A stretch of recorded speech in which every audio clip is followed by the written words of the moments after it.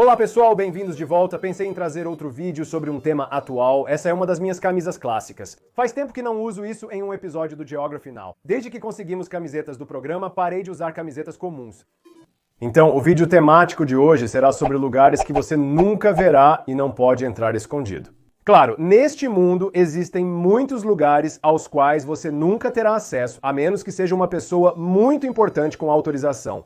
Se você estipulações para este tópico, porque alguns de vocês vão ser como sim, e sobre a área 51 não vou incluir ilhas restritas, porque tecnicamente você poderia navegar até elas ilegalmente e entrar escondido. Isso inclui a Ilha da Queimada Grande no Brasil, Ilha Sentinel do Norte, ou penínsulas restritas como o Monte Athos na Grécia, onde você tem que ser um homem ortodoxo para entrar. Não vamos incluir bases militares ou cofres do tesouro, porque obviamente eles são destinados a serem trancados e fechados ao público por padrão.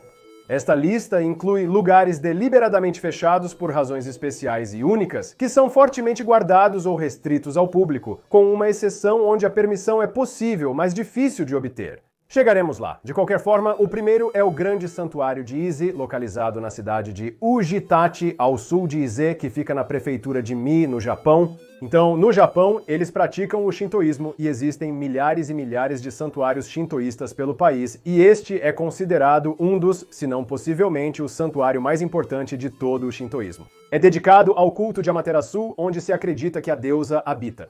Os edifícios do santuário são construídos com madeira maciça de cipreste, sem pregos e tem telhados de palha.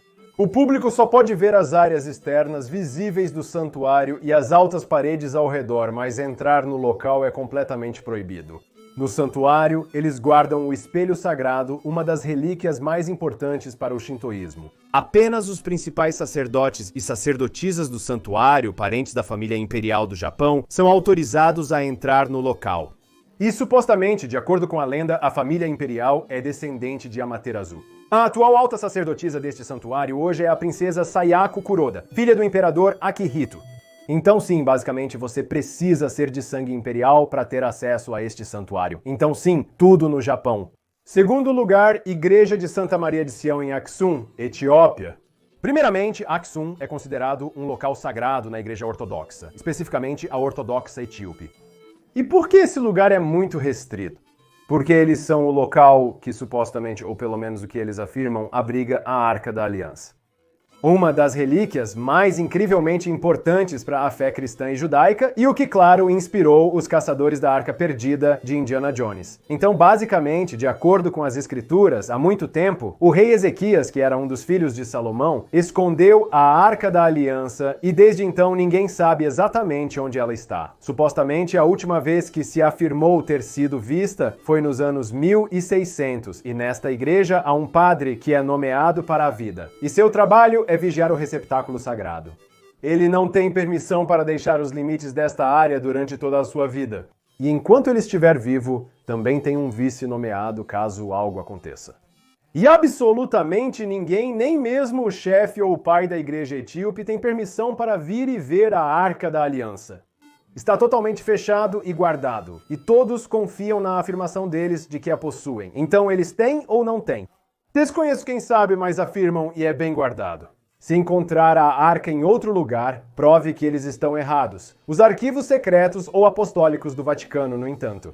O Vaticano tem muitas partes. Você sabe, você tem a Basílica de São Pedro, você tem o Museu do Vaticano, mas então outra parte do Vaticano é a Biblioteca do Vaticano e então os arquivos do Vaticano. Então, o que, por favor, está nesses arquivos? Estima-se que os arquivos tenham cerca de 85 quilômetros. Isso é 53 milhas de prateleiras e cerca de 35 mil volumes de catálogo seletivo sozinho. Então sim, tem muita coisa acontecendo lá dentro. E é aqui que todos os documentos muito importantes foram armazenados e selados. Agora, ao longo da história, houve muitos saques no Vaticano e em Roma, e as pessoas às vezes entravam e pegavam documentos, e eu acho que um deles espalhou-os ao público. Napoleão reuniu os documentos e ordenou seu envio a Paris. É como se esses documentos fossem conhecidos e tivessem sido divulgados ao público. Então não é como se esses documentos nunca tivessem visto o mundo exterior, mas em algum momento este Papa decidiu reunir tudo novamente, colocá-lo nos arquivos e restringir fortemente o acesso de qualquer pessoa a ele. E não foi até o Papa Leão XIII abrir os arquivos para estudiosos altamente credenciados e respeitados que foram autorizados a entrar pela primeira vez em muito tempo.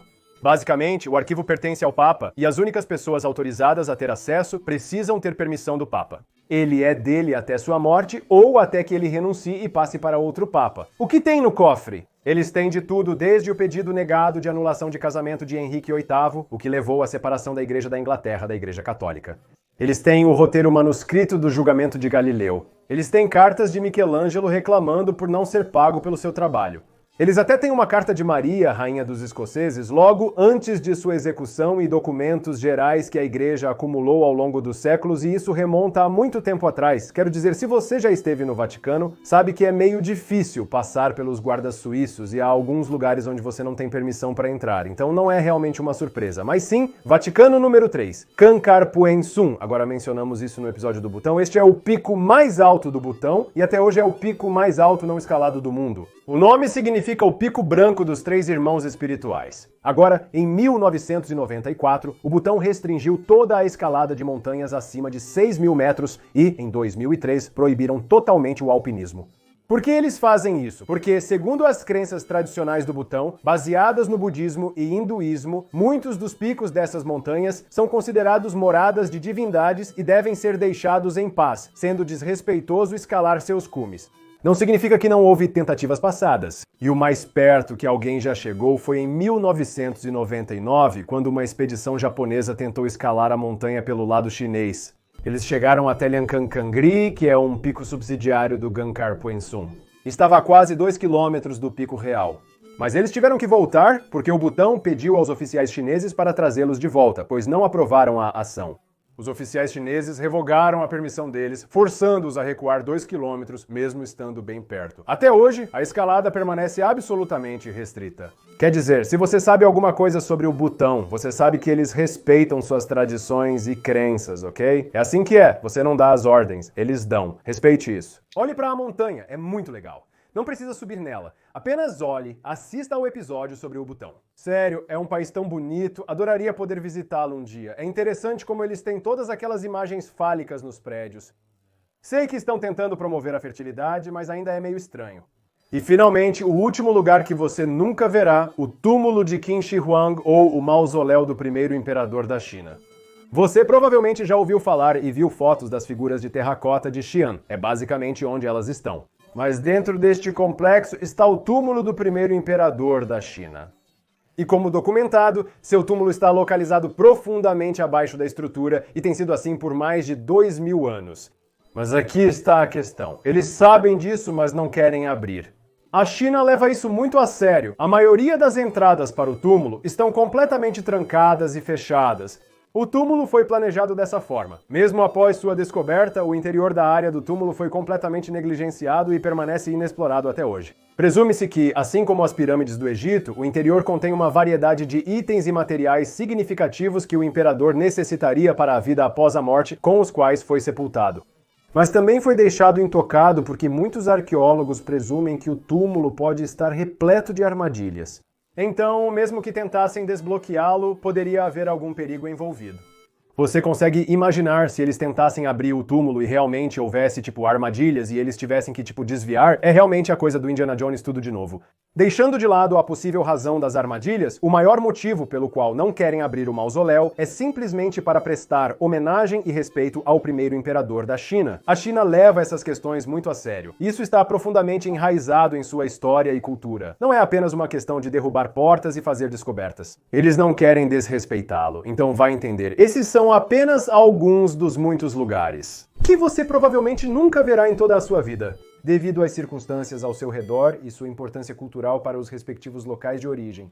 Acho que o tema principal deste vídeo é que existem algumas coisas neste mundo que você tem que respeitar e você não pode parar de tentar se infiltrar em coisas. Ok, algumas coisas devem permanecer como estão. Quais outros lugares fortemente restritos você pode pensar e por que são restritos? Nos informe nos comentários, escreva o que quiser, a sessão é toda sua. Espero que tenham gostado, fiquem ligados para o próximo vídeo. Até mais!